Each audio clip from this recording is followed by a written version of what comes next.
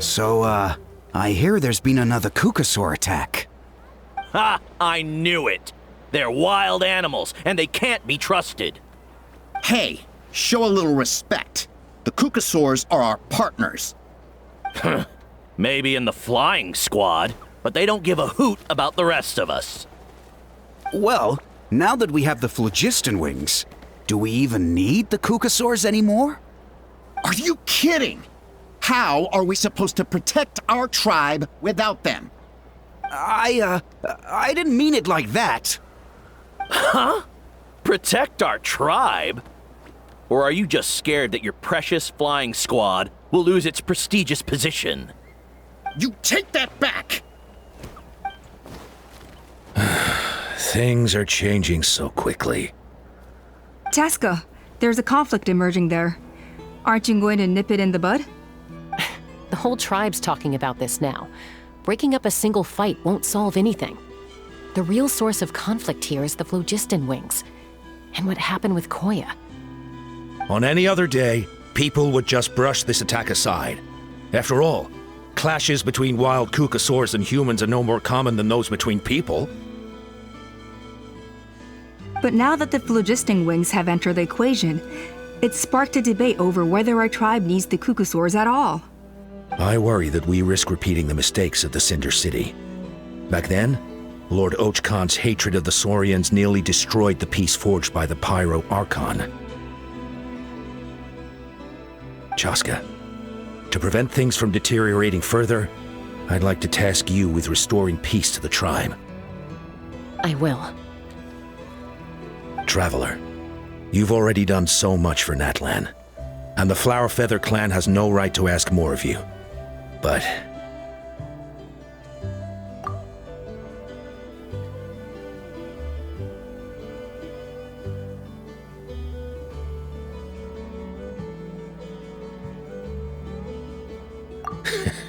looks like I was making a mountain out of a molehill. And don't forget about Paimon. Just leave this to us. This whole situation has unfolded so quickly that it's put us on a back foot. To tell the truth, it makes me a little suspicious. You think someone might have orchestrated all this? It's possible. Leave it with me. I'll look into it.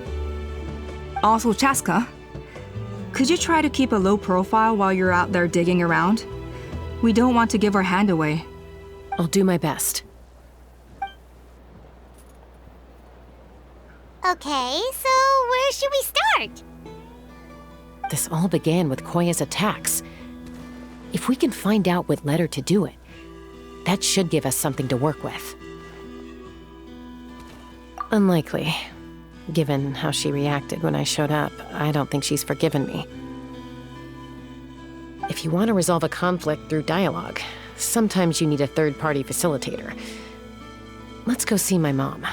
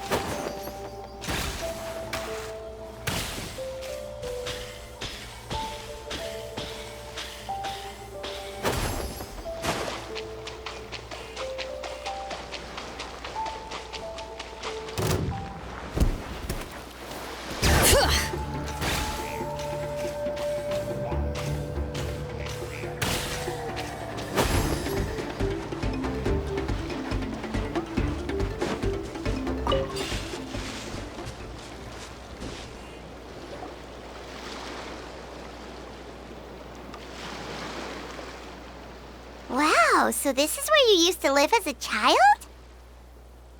Mm-hmm. When I was little, we used to do this thing where I'd jump from the top of this tree and Koya would fly over from the platform and catch me in midair. Or sometimes we'd both fly from the treetop together, and then after some aerial maneuvering, she'd throw me up onto that platform. After we got a bit older, we went to the nearby shores looking for even greater heights. Stop! You're gonna give Paimon a heart attack! Oh, really? I just thought it made a fun story. Then I'll share more with you when there's time. Anyway, back to the matter at hand.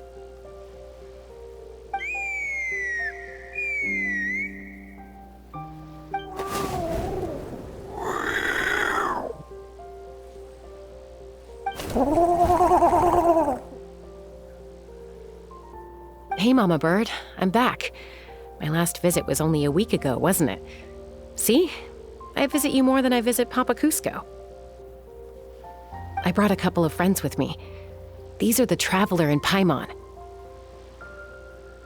Traveler, Paimon, this is my mom.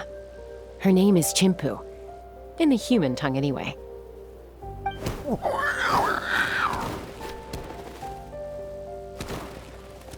Hi!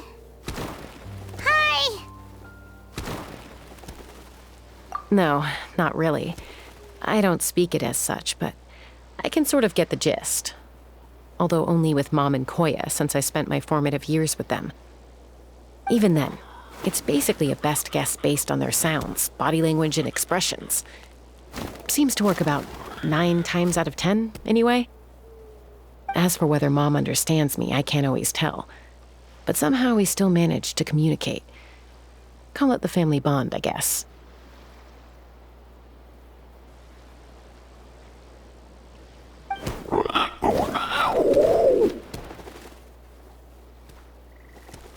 Don't worry. I'm doing well, but I think Koya might be in some trouble.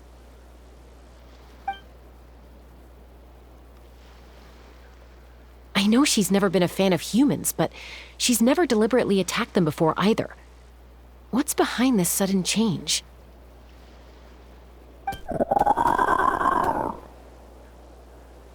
Does, Auntie Chimpu know anything?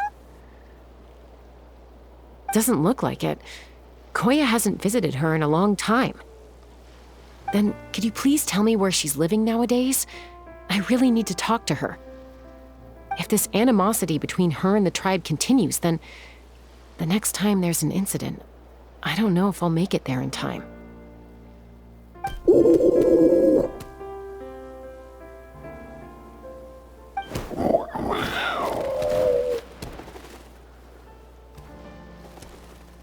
She said she'll take us there.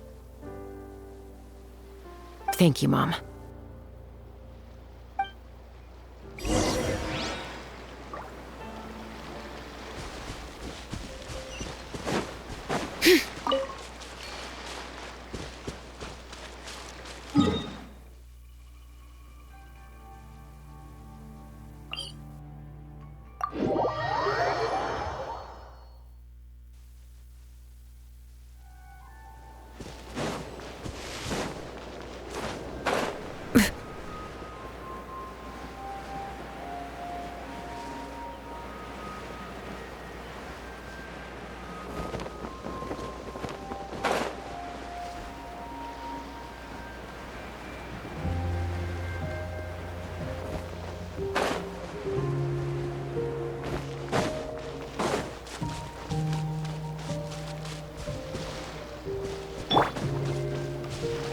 May I present?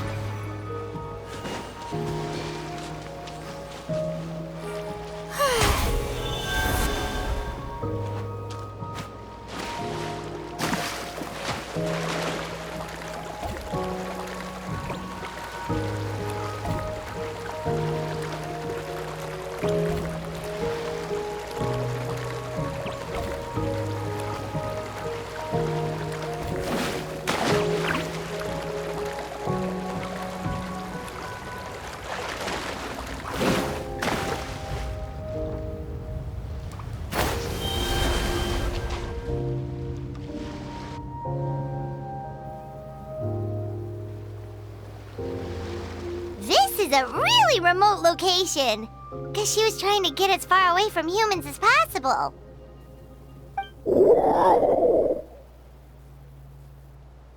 We stay here? Okay. Got it. Traveler. Paimon.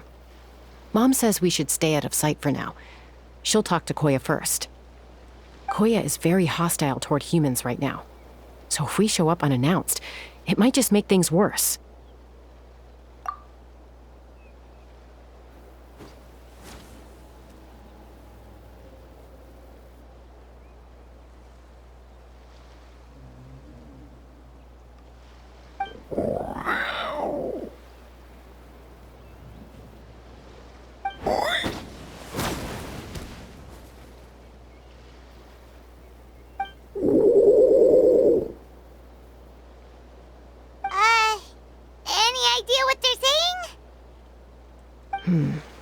Sounds like things are more complicated than I imagined. There's evidence in this area suggesting that Koya might have been the victim of a human attack.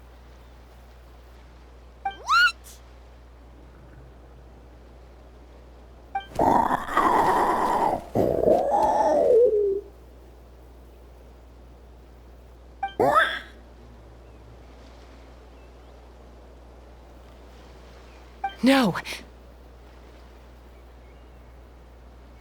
It's Chime, Koya's child. The attackers kidnapped her. They came over the sea, under the cover of night, and they took Chime. What the heck? Who would do such a thing? I searched day and night, and finally found them.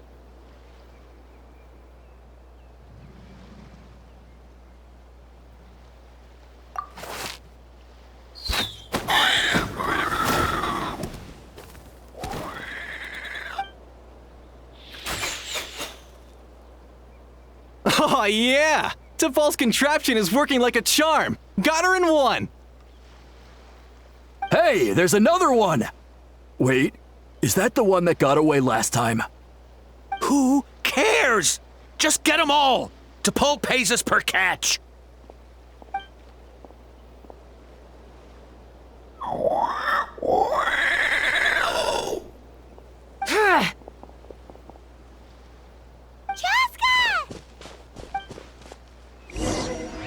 Joska?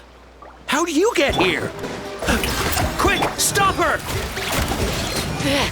Don't you even think about running away!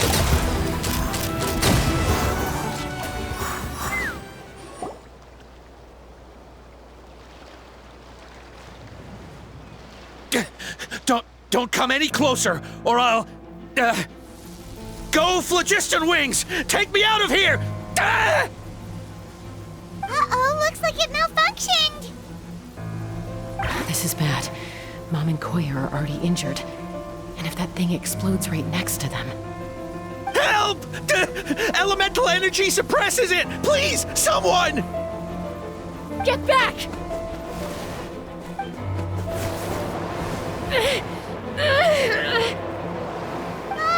It's still going, and it's getting worse. Guess we need a more permanent solution. All right then.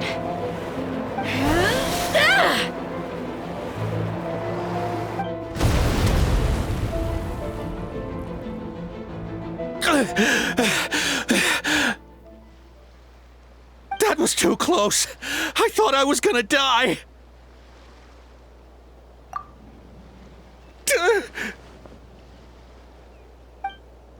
Answer us honestly. Were you the ones who attacked Koya before? I am... No, it was...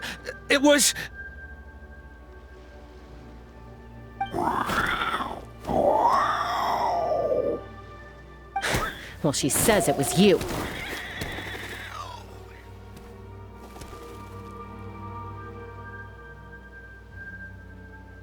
Just tell me, who sent you here?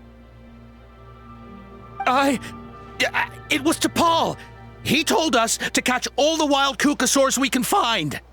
And He also said that this Kukasaur has become a thorn in his side, so it needs dealing with urgently. T'Pol? Huh. Sounds familiar. But where from? Well, he tends to send his orders in writing. He pretty much never communicates with us in person. When he does, he wears a mask to hide his face. And whenever we trade Kukasaurs for phlogiston wings, we deal with his henchmen. So you didn't even make those wings? All we did was slap some labels on them and transport them over here, to make them look like they're imported. To make it harder to trace their origins.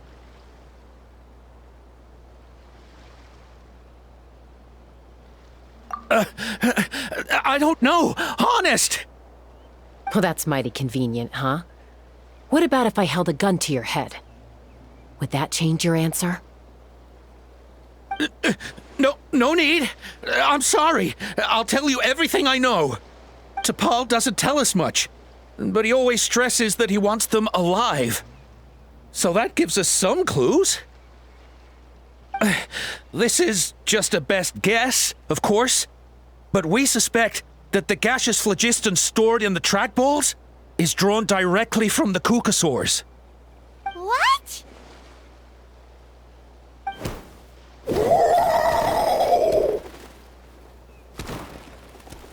Easy now. You're still injured. Hey, keep talking. Yes, ma'am. So, the gaseous phlogiston has to be highly refined in order to power the phlogiston wings. The slightest imperfection can have disastrous consequences, as you just witnessed. But the Kukasaurs have a natural ability to process gaseous phlogiston. So, if you use them as an intermediary, then... That's enough. So the Kukasaurs you took, where are they now? T'Pol should have them. But no one knows where he's based, apart from him and his henchmen. We've tried looking for it ourselves, even followed them a few times. But we always end up losing track of them. Random thought. Maybe they're hiding up in the sky? T'Pol. T'Pol. I'm sure I've heard that name. Maybe it was... Chaska! Traveler!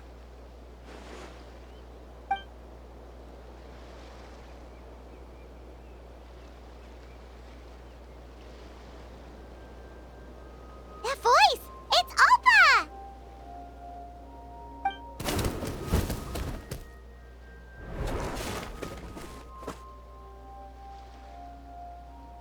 Elder Alba? What brings you all the way out here? Well, I was patrolling nearby when I heard the sound of an explosion. What's going on?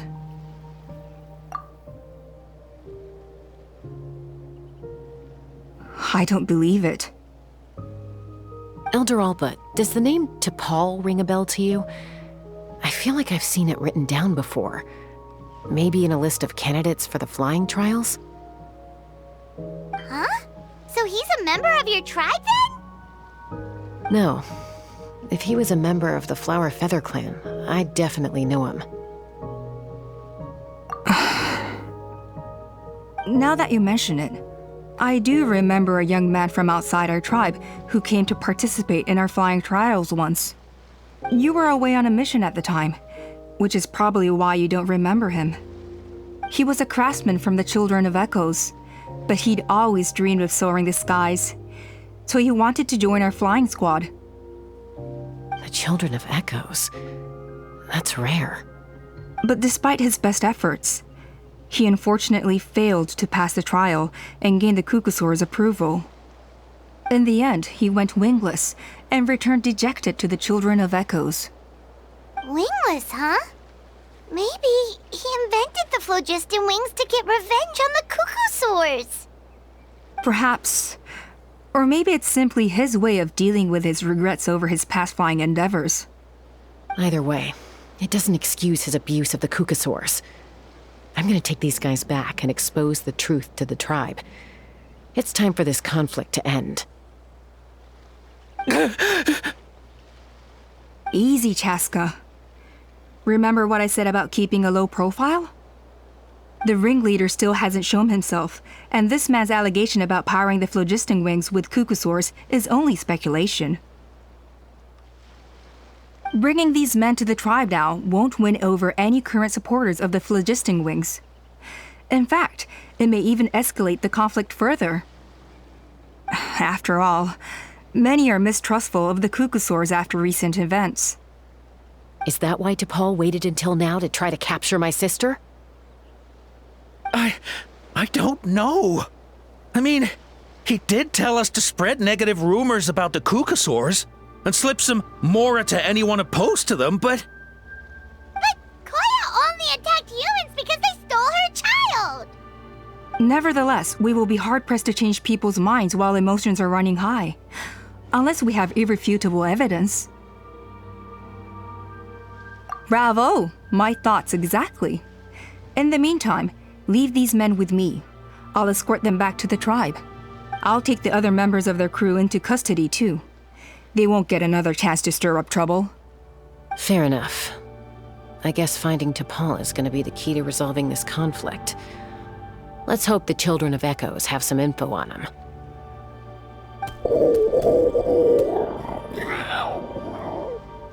Sorry, whatever it is, it'll have to wait till this is all blown over. I have to fix this situation before it spirals out of control. Mom, sis, rest up and get well soon. I gotta fly.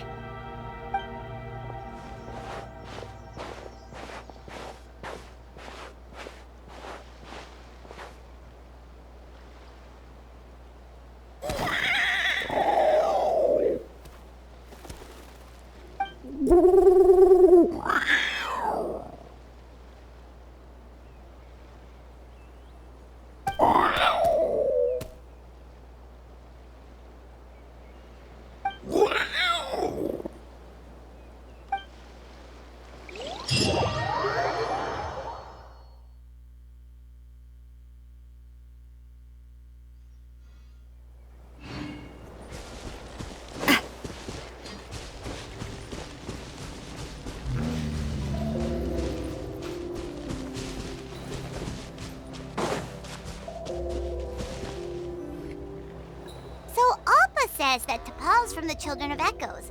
But how do we track him down? Just ask around until we find him? Let's start by talking to someone we know. It'll be faster that way. At this time and place, I'll bet the easiest person to find is... Wakey, wakey, Shilonen! Oh, it's you. Okay, give me a second. I'll come down.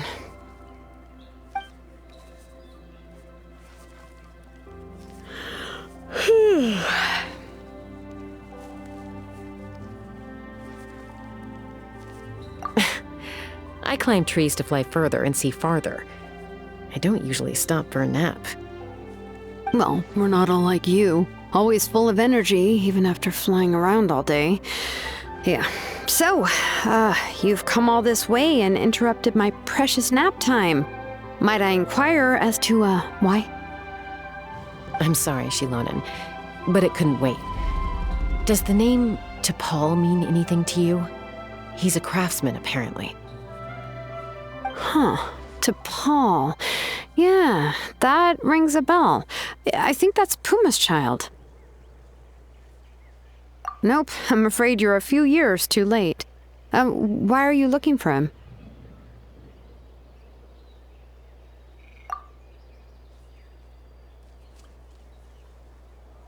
Huh, phlogiston wings. Wow, okay. The kid actually pulled it off. Well, looks like, no more rest for me today. Pulled it off? You mean he's tried making something like this before? Yeah, he started trying to build a flying machine right after he got back from the Flower Feather clan. So right after he went wingless then. Was this flying machine anything like the gun you made me? You mean your gun that's harder to tame than the proudest Kukasaur? No, he wanted to build something that allows anyone to fly freely, even if they're not naturally gifted. But he never got very far back then, though. Blew up his workshop a few times and barely made it out alive. I never really kept up with him after that. His parents traveled a lot in their youth and only returned to the tribe after he was born. But they settled in a remote area and don't interact with other people much. Which means most people in the tribe don't know them very well. Your best bet is to chat to his direct family. I'll go get Puma. Wait for me in front of the workshop. I won't be long.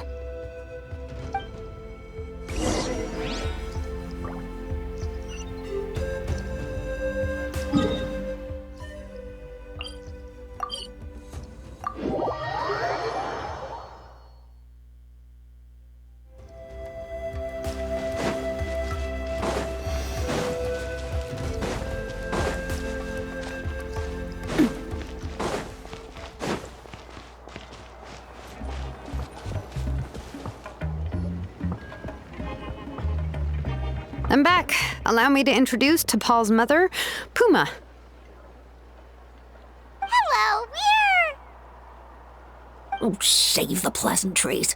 I don't want to spend any longer talking about that boy than I have to. Huh? I disowned him long ago. He is no child of mine. All he cared about was his pipe dream of reaching the sky. Oh, we tried to talk sense into him, but he was obsessed. And then when he left us, he spouted some nonsense about building a workshop in the sky to avoid the constant criticism of us ground dwellers. He left his notebook behind. Whatever questions you have, you can look for them in there. I am done talking about him. He's no son of mine. He never called me Mom anyhow.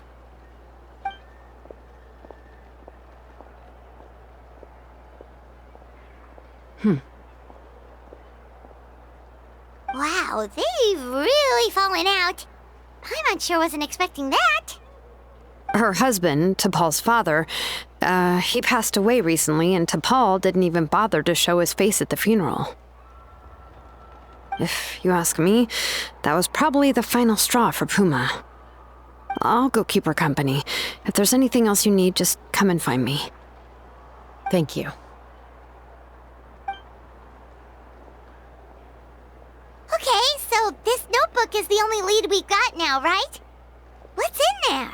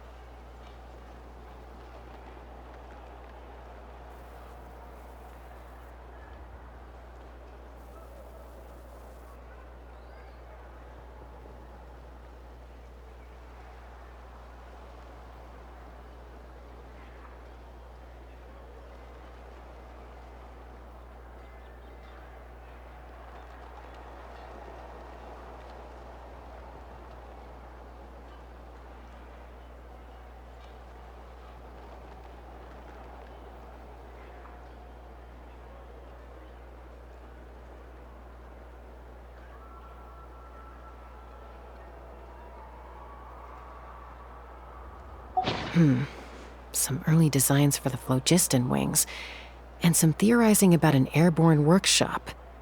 Ochkanatlan, the Cinder City. Looks like that's where he got his technological inspiration from. So, was he serious about the workshop in the sky? But that's such a big project for one person. Do we think he actually pulled it off?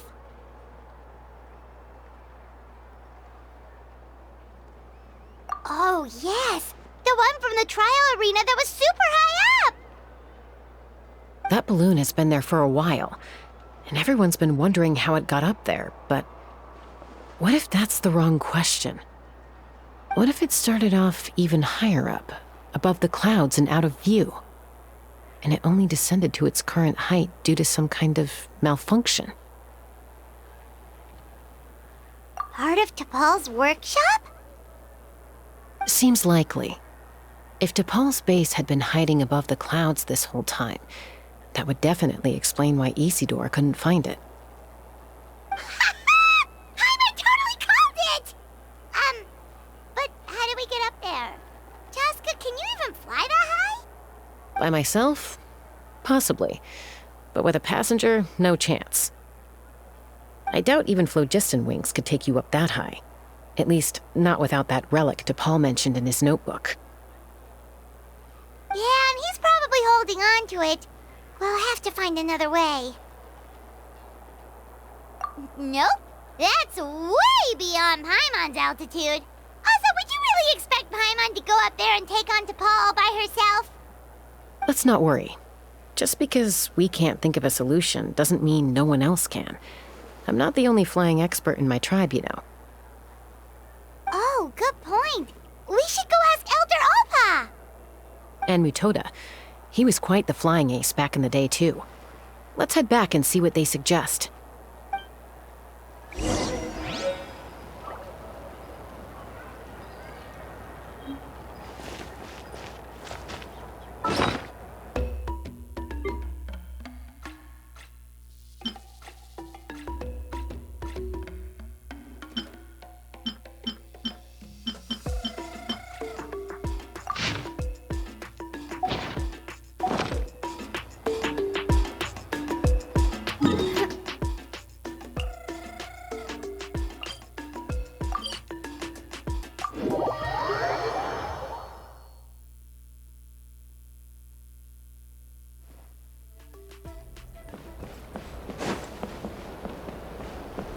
Have you gone mad?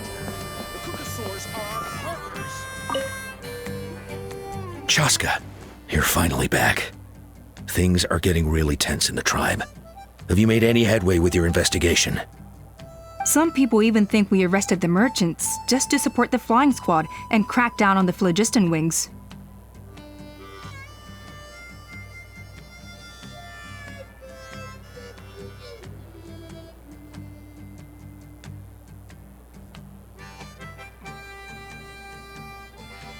We found some promising leads, but there's a major obstacle standing between us and the irrefutable evidence we need.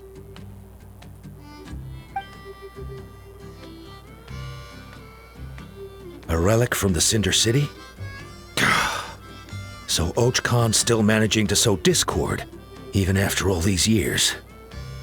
An airborne workshop and a hot air balloon above the trial arena. And that's where you're trying to get to now? Neither phlogiston wings nor a Kukasaur can take you that high up. Do you really think that's where T'Pol is hiding? You know what? There might just be a way. Really? Do you still remember those spouts in the arena? When they were all blocked, the gaseous phlogiston was trapped and unable to flow. But now, it's flowing freely. If we were to block them up again... You mean all of them except the one at the very top of the arena? To build up the pressure there? Precisely. With all the gaseous phlogiston flowing through one spout, it would create a high-pressure wind current. And then we just ride it up into the sky! Yes, it has its risks, but with Chaska's abilities, I think she could manage it. It's an extremely risky approach, but I agree that it's feasible. If you want to give it a try, check with Inkanak at the trial grounds. She can explain how to block the spouts. Chaska, if anyone has a hope of seizing this evidence from the high heavens, it is you.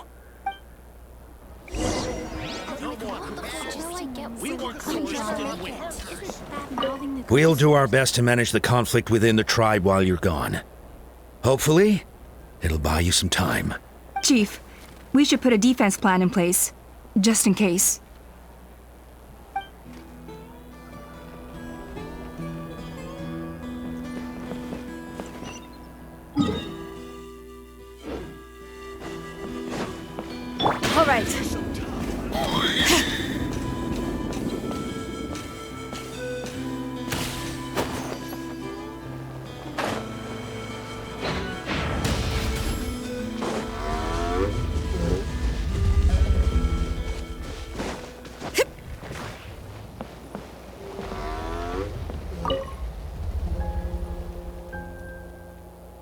Goodness me, that is a very bold idea. Maybe so, but we have to act fast. What's the quickest way for us to block off the spouts? From a technical perspective, I'd have to advise taking some measurements and carefully planning this out first. But I'm guessing that's not what you want to hear. Then we'll have to take the rough and ready approach. See the solid phlogiston over there? Our prior inspections revealed that some kind of stable structure has formed inside, making it highly damage resistant. It's not without its weak points, but unless they're all struck at the same time, the structural integrity won't be threatened. So, what happens if we do strike them all at once? It'll collapse. Okay, I see where you're going with this. Yeah, you got it. As long as you hit all the weak spots at once from the right angle, the solid phlogiston will fall right on top of the spout and block it up. You're right about rough and ready. Sounds like my kind of plan.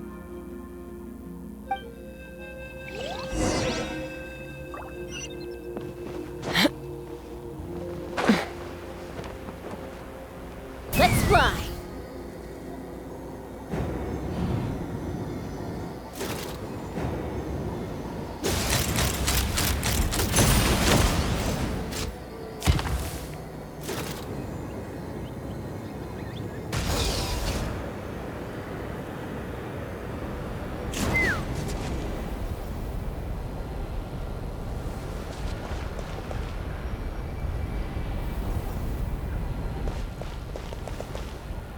Take me up!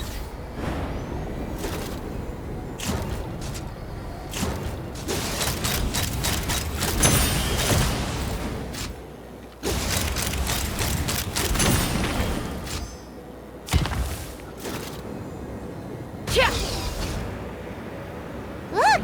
There's a chunk of solid phlogiston right over that spout!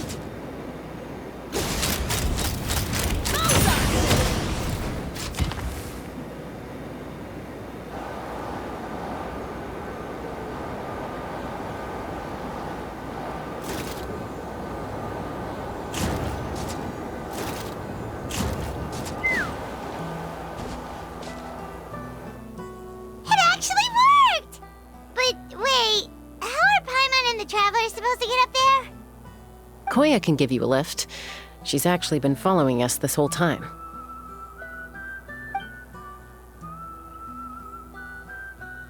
Wow, Paimon didn't notice at all.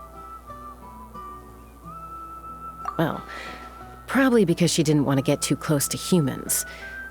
Or maybe just me. But right now, we need her power.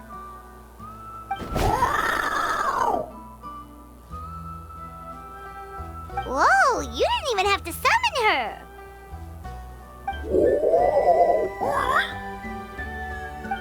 Yes, up there. That's probably where Chime is. All right, let's go have a little talk with this T'Pol.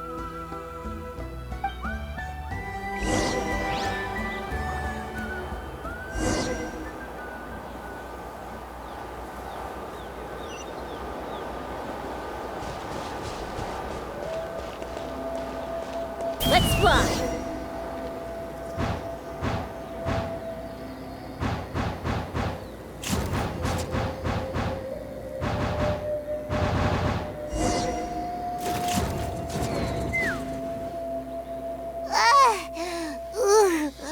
Paimon's never flown that fast before. She feels so ready to throw up. Aha. Just as I thought. It might look like a regular hot air balloon from the outside, but up close, it's clearly been heavily remodeled. And sure enough, it only descended below the cloud line because the custom-built machinery malfunctioned. I should be able to figure it out with T'Pol's notebook. Thankfully, I know a little DIY from fixing up my guns when they're having issues.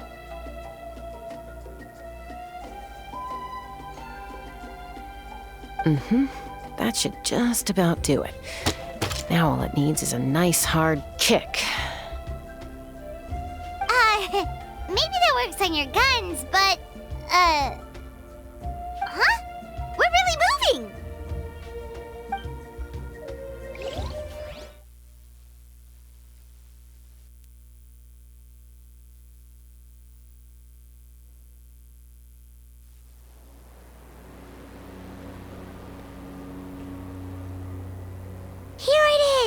The workshop in the sky! Oh, you gotta see it to believe it. Makes you wonder why T'Pol even bothers with phlogiston wings when he has tech like this.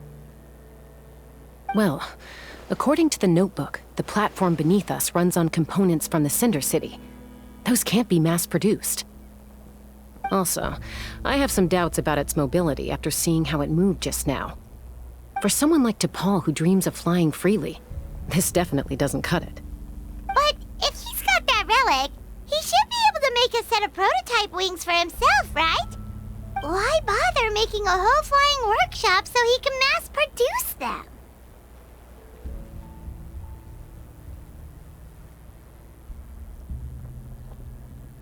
But this doesn't add up. If he's already achieved the power of flight, then he must have bigger dreams we don't know about. But what? With any luck, we'll find the answers in his workshop.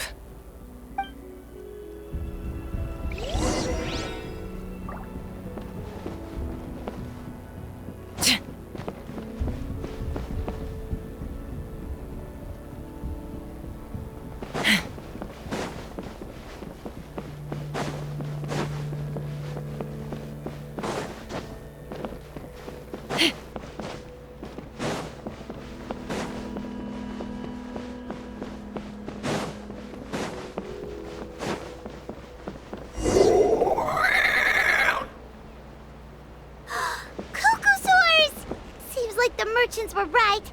T'Pol's using them for his own ends. I'll bet that mechanism on top of the cage opens the door. Let me give it a try.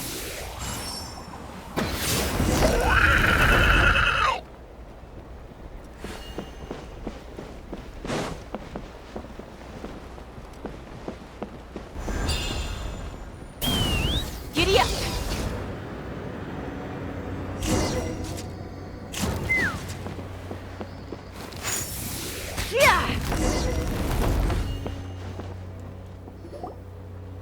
Why won't it fly away like the others? Is it...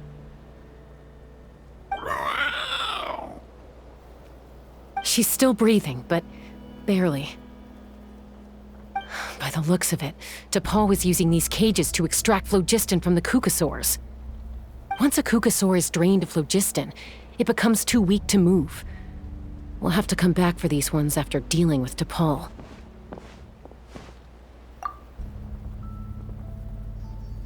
Let me see.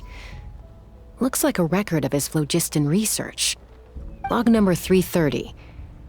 With the support of... I was finally able to launch the airborne workshop. Even though it relies on the relic for 80% of its power supply, I've at least taken the first step. Log number 348. Research on the relic is progressing well. I should be able to replicate the technology and scale up production very soon. Has proposed a name for this groundbreaking invention: the phlogiston wings. I think I'm getting close. Soon I will achieve my dreams. Log number 377. Encountered some issues with the new smaller model phlogiston wings. The gaseous phlogiston showed some volatility during the refinement process. Thinks we should proceed at a more cautious pace with the refinement experiments. But after so many past failures, I have to prove that I will succeed this time. Log number 114. Ran an experiment using Kukasaurs to refine gaseous phlogiston. It was a success. Log number 117. I've started recruiting merchants and hunters to capture wild Kukasaurs. Log number 121. Major breakthrough in the efficiency of phlogiston yield. Huh? So many parts have been crossed out! Yeah, probably the contact he alluded to in his other notebook. Guess he has a benefactor. Did anyone else notice how the numbering system in this notebook suddenly changed halfway through? We haven't got time for textual analysis, I'm afraid. Grab the notebook and let's press on.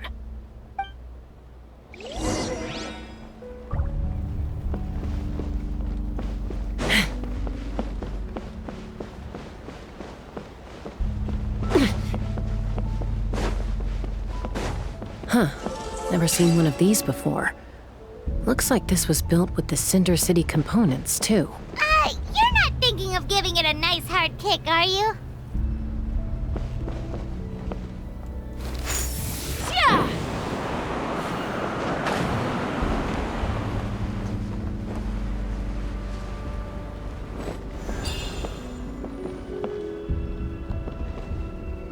Take me up! Whoa! What's that mechanism doing? It's asking for a nice hard kick where it hurts. Aim for the weak spot.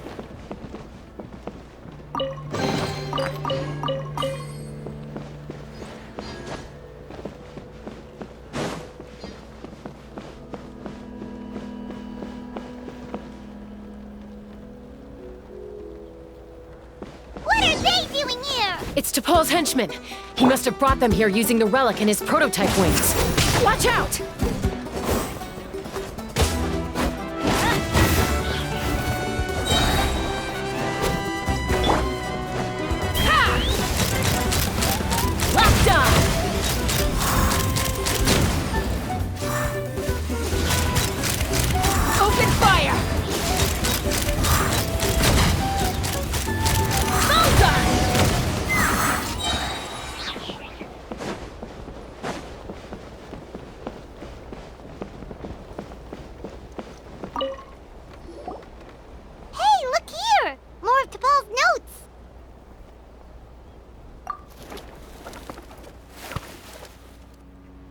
Log number 403. Introduced me to some new comrades who fully support my ideas. I told them that some Saurians are blessed with wings, and some people with natural gifts, while the less fortunate among us can only look on longingly as they seize the skies. But I also told them that progress can erase individual differences. Think of the tools humanity has made to fight back against wild beasts. The law we have put in place to even the playing field between the strong and the weak. I promised them that our research will be the new frontier of human progress.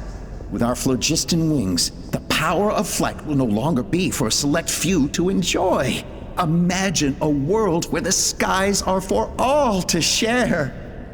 I only hope that when we finally achieve this goal, we'll be proud of me. Imagine a world where the skies are for all to share. Yes, what a wonderful world that would be. If only it were possible, we could respond faster, and so many tragedies could be prevented. But T'Pol, what about the Saurians you're draining dry of phlogiston? You're not sharing the sky, you're stealing it! Bad move. I won't let you get away with it.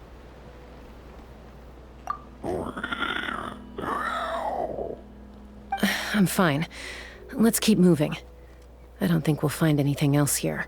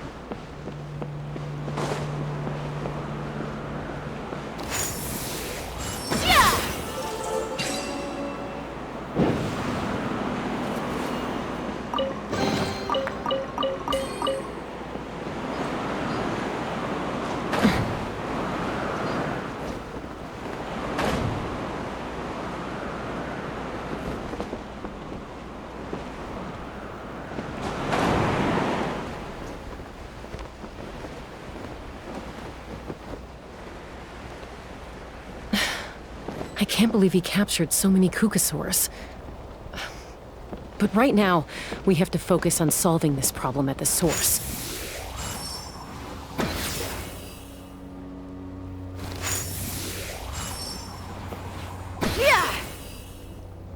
We freed all the Kukasaurs we could, right? Oh, that's a huge win already! Go us!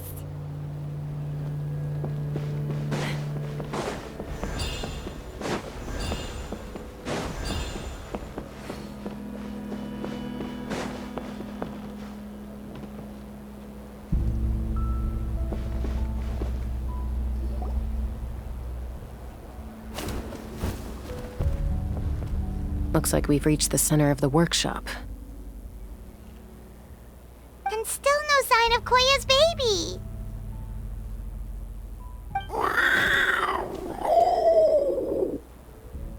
Let's search this area for now. If we still can't find Chime, we'll double back.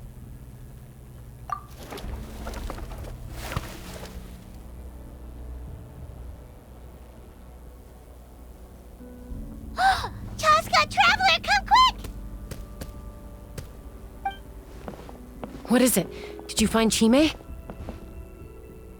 Not yet, but look! It's another one of T'Pol's notebooks!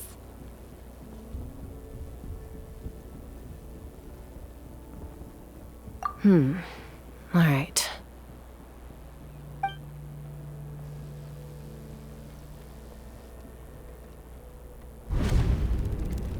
Log number 428.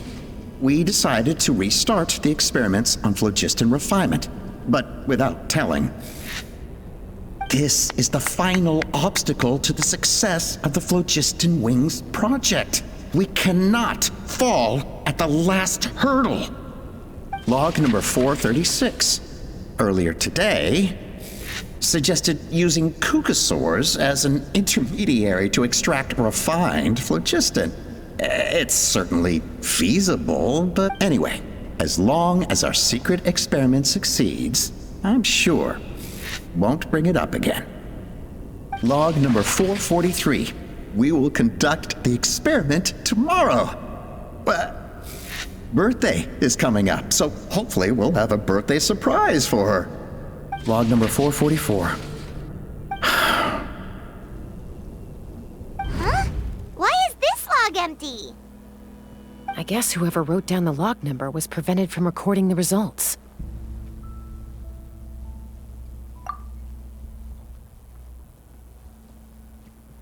Log number 0.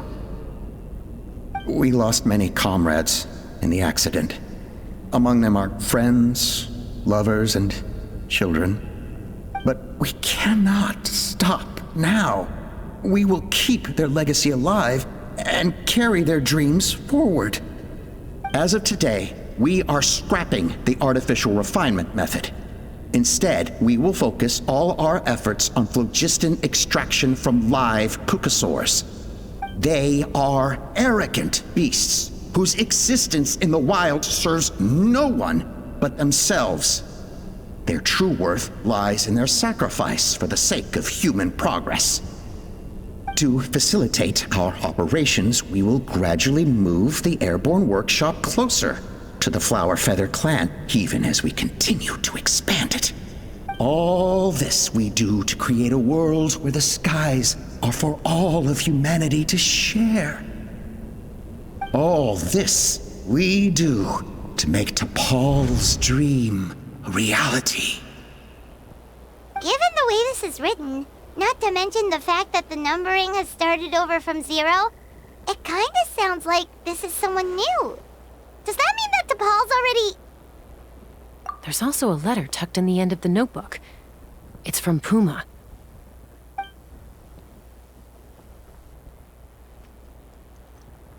T'Pol, I don't know where you are right now, so I don't know how to reach you. My best bet is to send this letter to the Flower Feather clan.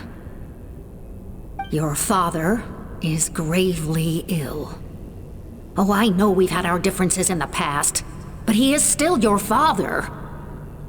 Well, I know you never liked him and cared even less for me. All you ever yearned for is the sky. And your birth mother. But we'll still be waiting here for you if you do come back. This may be the last chance you'll get to see your father. So Puma's not T'Pol's real mom? Huh. Well, she did say he never called her mom, but I'm gonna assume she was just venting. We know that T'Pol's father passed away quite recently, and this letter looks recent. By contrast, the writing in this notebook is old and faded. It looks like the real reason T'Pol didn't attend his father's funeral is because he'd long since passed away himself.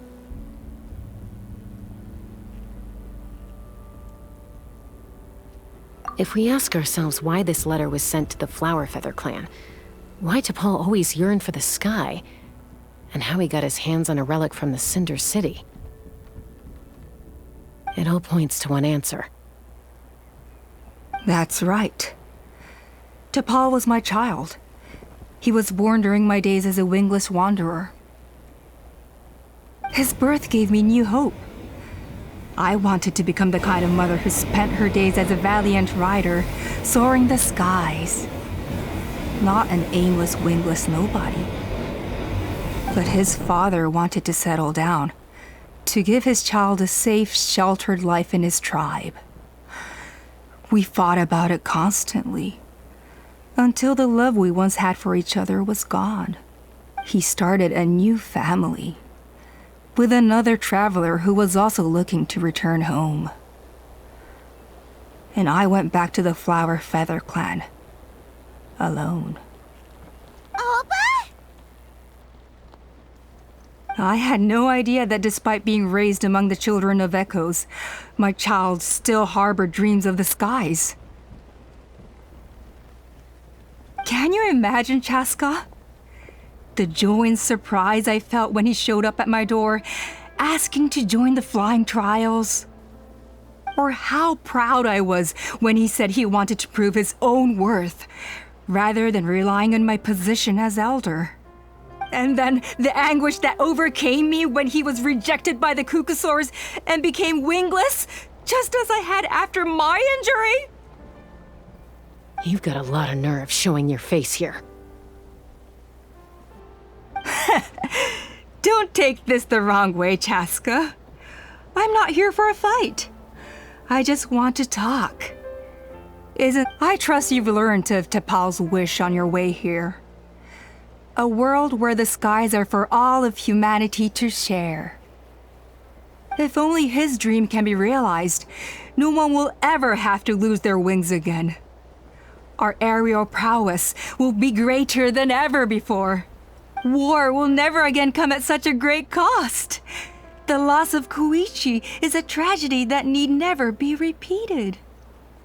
So tell me, Chaska, do you really wish to see the phlogiston wings forever grounded and gathering dust? Nothing you've said excuses all the conflict you've caused. You mean the argument back at the tribe? It was a necessary measure.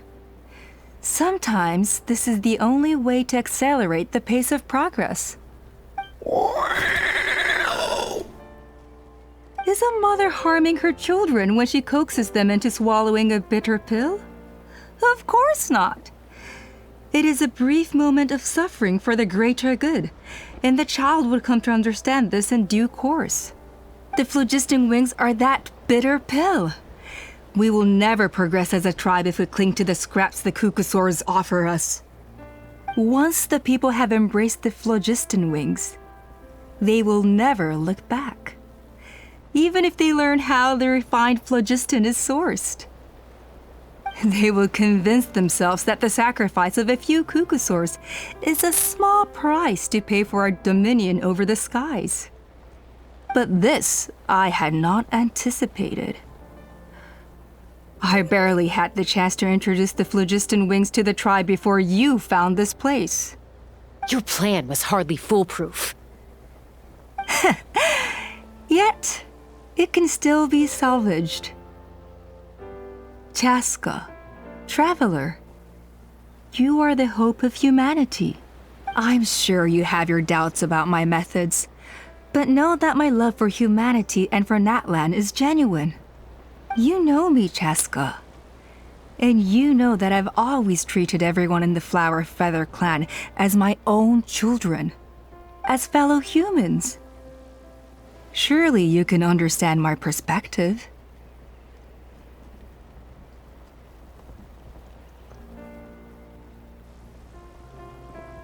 Alpa, Natlan doesn't belong to humans alone. And truthfully, neither do I.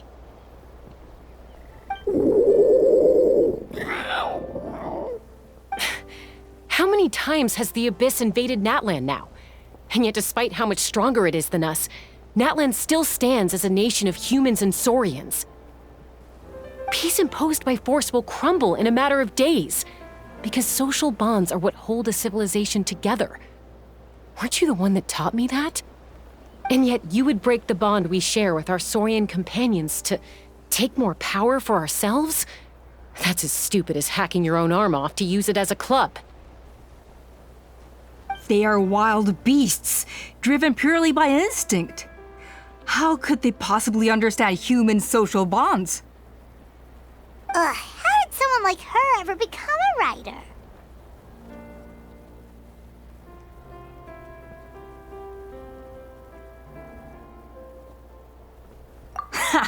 You overestimate them. They bow to the strong and shun the weak. That's all there is to it. They never gave Tepal a second glance when he was at his lowest, nor me when I returned injured from the Cinder City. It's all about survival of the fittest for them. Plain and simple. They obeyed me once I proved myself stronger than them, but the moment it serves them better, they'll abandon me in a heartbeat. You're wrong, Alpa. They only reject the wingless because they don't want to fly anyone to their death. Chaska, I will promise you this. Only the unruliest wild cucosaurs will be used for phlogiston extraction. The ones who have nothing else to offer to humanity.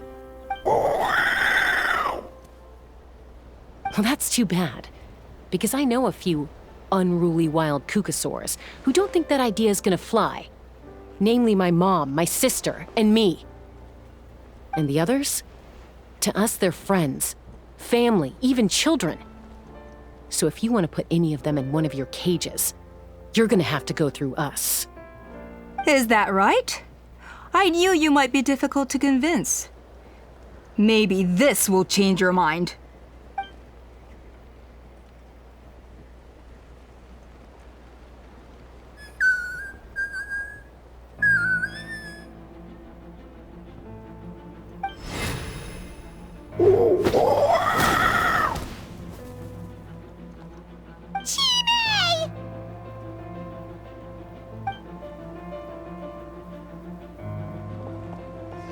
Alpa!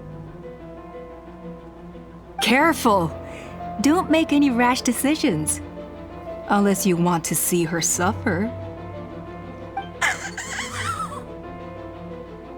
Oh no, that's one of the extraction cages! I told my subordinates to take control of the tribe while I was away. Luckily for them, our strongest warrior and our most powerful ally aren't there to stop it.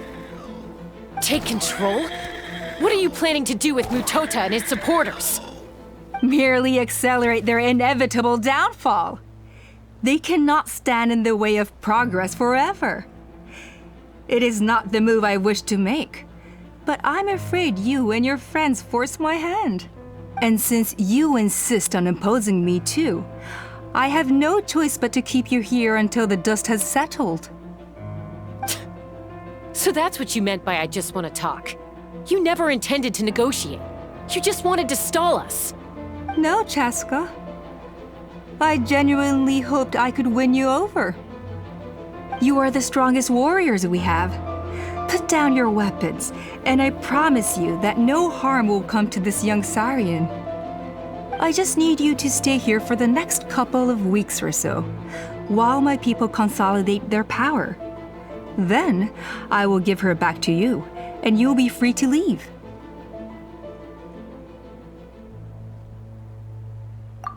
as long as the majority supports our vision. Even the Pyro Archon cannot meddle in our internal affairs. Your vision is deranged, and the Flower Feather Clan will never support it. You sure about that? Then wait here and see. Time will tell. What do we do? Even if the whole tribe fights back, Mutota's in grave danger! Stop delaying the inevitable! Drop your weapons and get into the cages, now! She's still holding Chime hostage. Is there really no other way?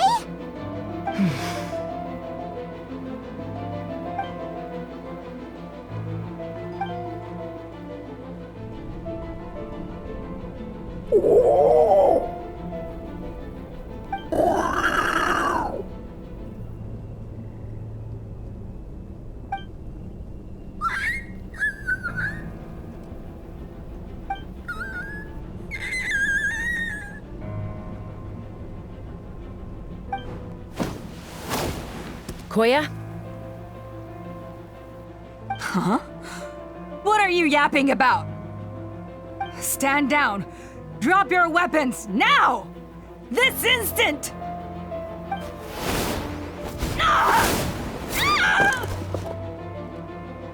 No! The relic!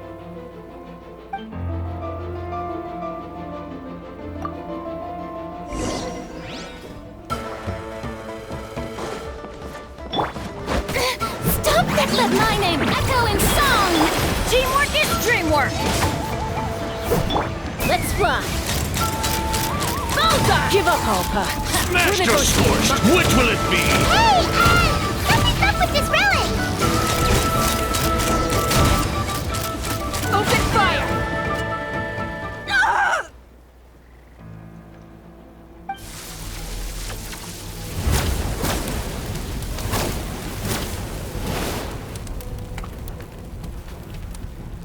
No! What is she doing? She'll bring us all down with her! But why? We stabilized the relic! Maybe it got damaged in the fight. If we don't think of something fast, this whole workshop is gonna fall apart. No. They're directly beneath us. My beloved tribe!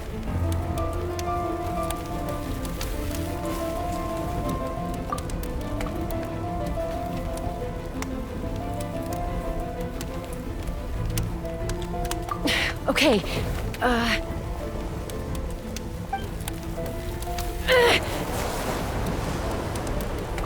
it's too powerful. This ain't a toy like last time. I don't think I can just throw it aside.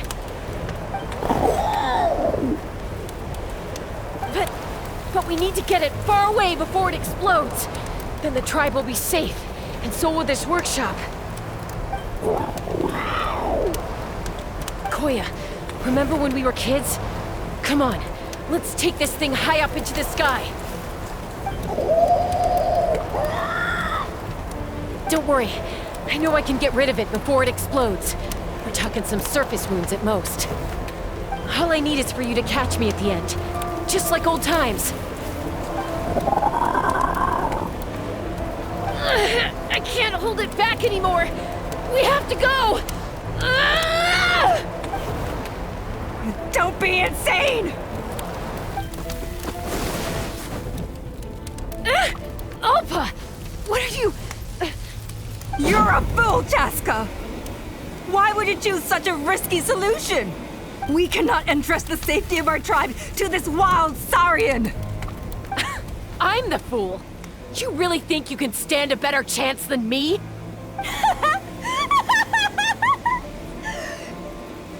Sure, it may be asking too much for an ex-wingless to escape the blast radius in time. But I can fly it a safe distance away, even if it's the last thing I do.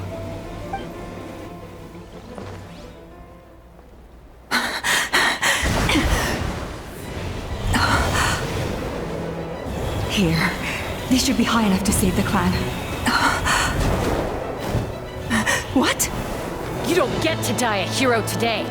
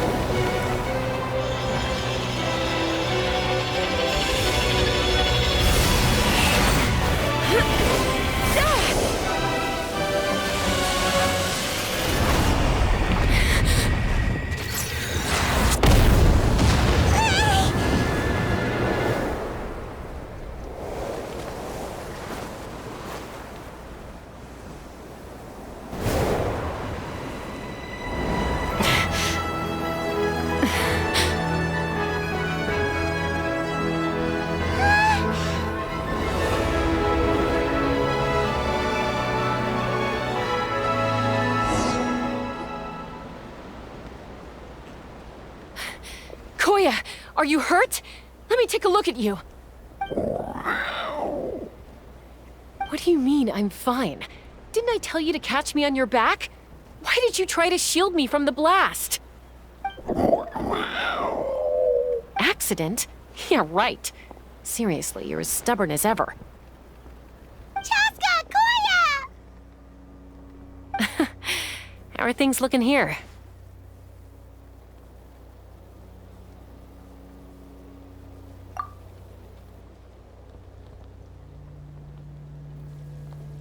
I think that's putting it mildly. I owe you one. Again.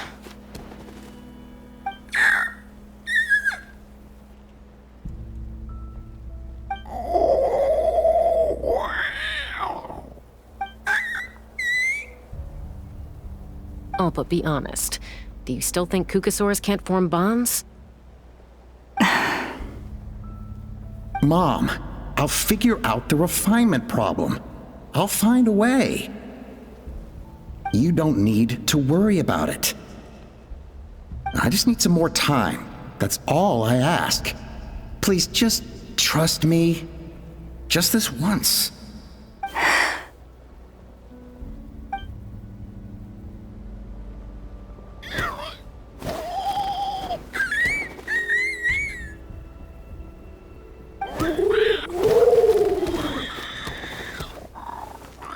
The Flower Feather Clan yield to the strong.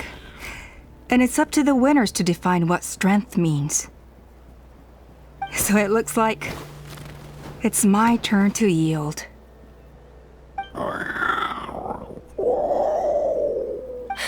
Koya! Koya!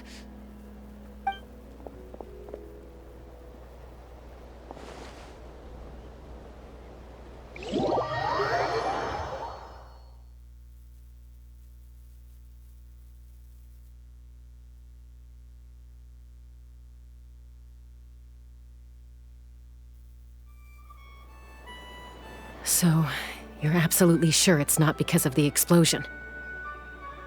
Yes, for the 10,000th time, I'm sure.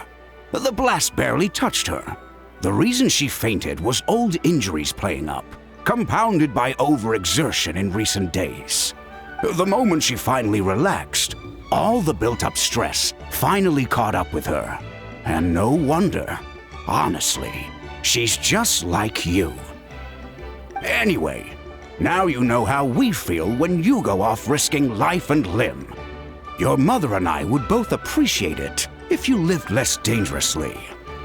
You know she wrote to me from the Masters of the Nightwind, just to scold me for not doing enough to keep an eye on you.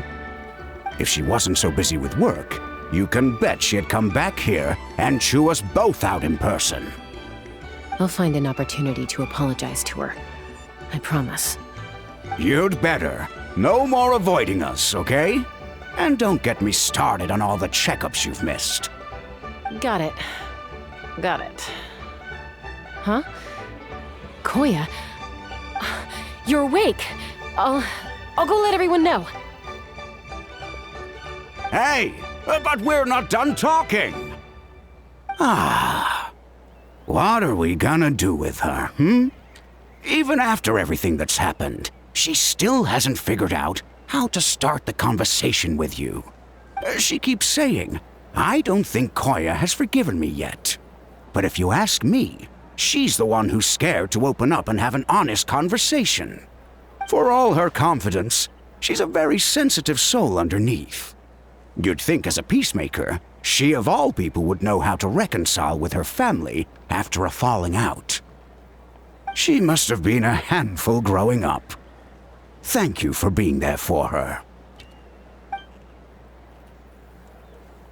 And of course, thank you for keeping her safe when you were up there in the sky. Koya, Uncle Cusco, we're here! Ha! I was just telling her that she's not to go chasing danger with Chaska ever again. Cusco, I understand how you must feel.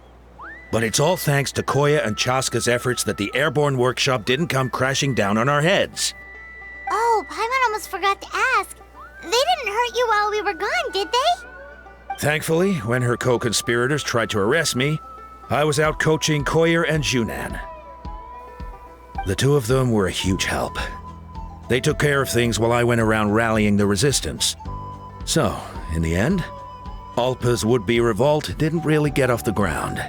And as it turns out, not all of the wingless want to see our dear Saurian friends replaced with phlogiston-powered gizmos. I'm so sorry you got mixed up in this, by the way. We should have caught on to Alpa's scheme sooner.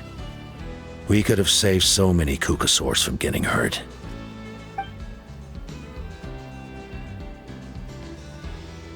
Most of the airborne workshop has now been dismantled. We've just left one small, harmless part intact, and repurposed it as a jail for Alpa and her cronies. Let's see how they like being locked up in a sky prison!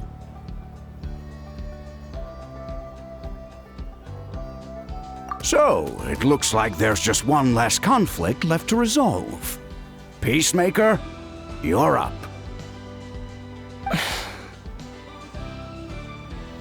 I said I had to wait until things had blown over, didn't I?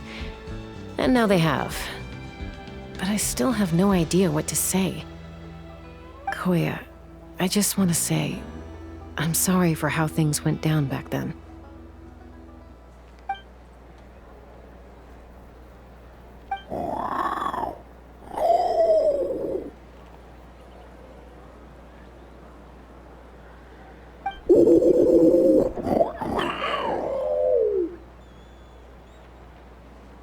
Huh? Does this mean you're not mad at me anymore? There's that family likeness coming through again. But that day, when we ran into each other...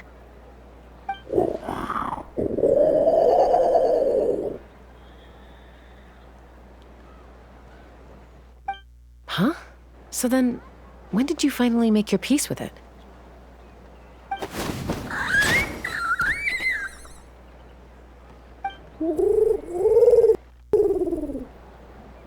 Oh, it's Chime and Chimpu! They're here too!